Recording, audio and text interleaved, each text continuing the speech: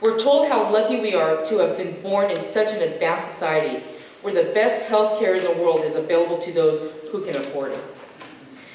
But too many of us can't afford private health insurance, and many don't qualify for programs that provide the most basic health care.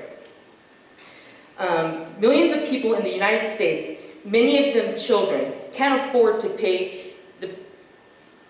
the preventative care and treatment they need to stay healthy. There are over 48 million uninsured and millions more who have insurance and still can't afford to see a doctor.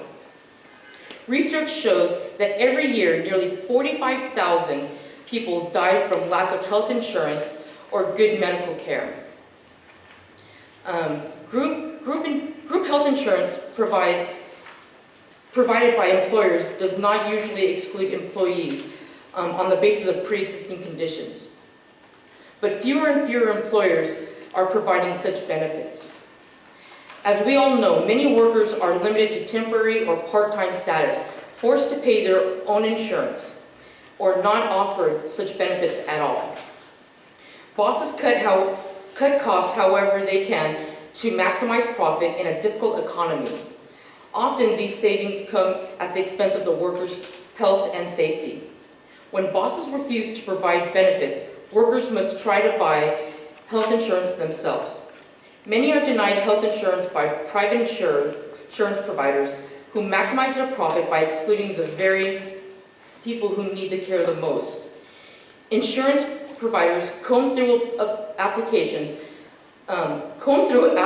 medical records, searching for any reason to deny coverage or charge higher rates.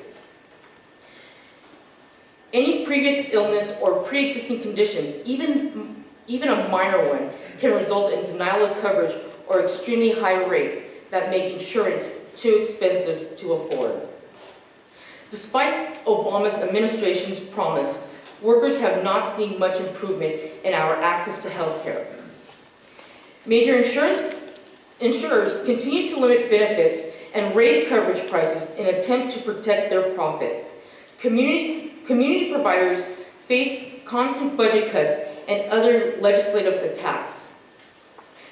Far from providing free health care to all, the Patient Protection and Affordable Care Act forces everyone to purchase health care or face penalties.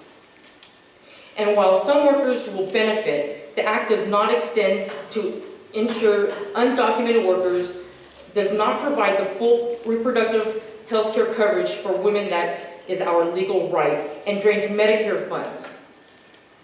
The right wing has viciously attacked the limited provisions that do represent progressive gains, because it's not in the best interest of the capital for poor and working people to have free access to health care. Leaders of Physicians and National Health Program stated that about 23 million people will remain uninsured 9 years out.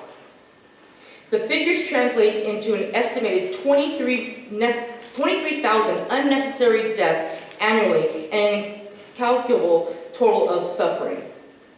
When our health and well-being becomes a threat to profit, capitalists make their priorities clear. Under the system, protecting the wealth of the ultra-rich class is more important than meeting even the most basic needs of the people. We deserve a system that meets people's needs. We have the technology and the resource to provide free and comprehensive health care to all. It's our social economic system, capitalism, that's keeping us from doing it.